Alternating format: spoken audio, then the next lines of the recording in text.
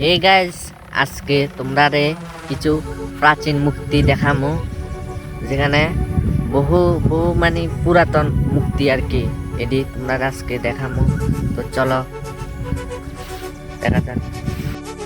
তো বক বক করতে করতে আমরা চলে এসেছি এখন জোলাইবাড়িয়া ফারুয়া। এরপর একটা দেখবা বড় একটা সাইনবোর্ড লাগানো আছে, এখানে লেখা আছে পিলাক পিলাক। একটু যাইবা ডাইন দিকে ঢুকবা, এটা হচ্ছে পিলাকের রাস্তা। জাস্ট একটা ওয়াল লেভেলের, চারিদিকে গাছপালা দেখবা। এখানে কত সুন্দর একটা আবহাওয়া এখানে দেখবা, জাস্ট ওয়াল লেভেলের। ইত্যাদি কইতাম এখানে আইলে এত একটা শান্তি লাগে মনের ভিতরে। তোমরা ইত্যাদি কইতাম আমি, তোমরা আইলে বুঝতে পারবা। তো দেখতে দেখতে চলে এলাম মেন লোকেশনে, যেটা প্রথম লোকেশনে তোমরা এখন দেখামো প্রথম লোকেশনে কিতা কিতা আছে। তো প্রথম লোকেশনে যাইয়া প্রথম দিকে ফুল গাছ টুল গাছ দেখতে পারলাম।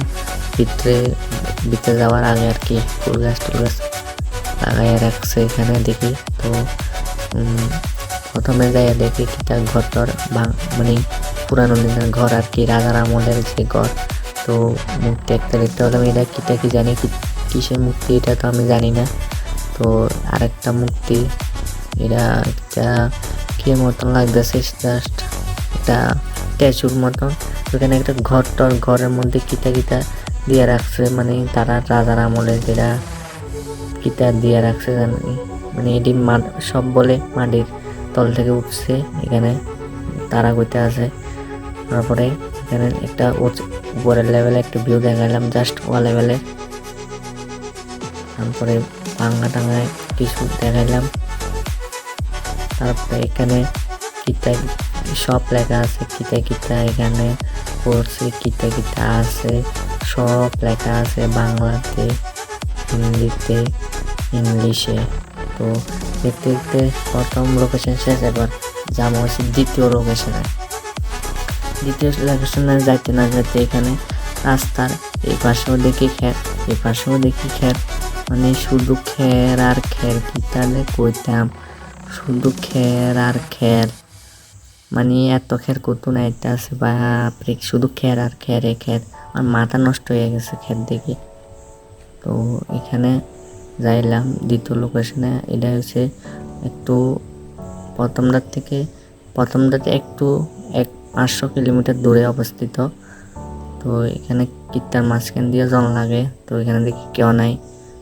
তারপরে গেটটা আমি খুললে দেখি প্রথমে কিতা এখানে আছে, এডি লেখা আছে। এখানে বাংলাতে আছে, ইংলিশে আছে, হিন্দিতে আছে। তো যাইতে মানে এখানে আইলে একটা মানে শান্তি লাগবো, মানে একটা আলাদা লেভেলের বাতাস।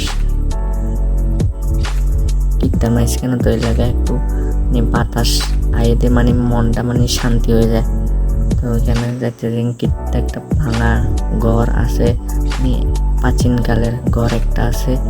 তারপরে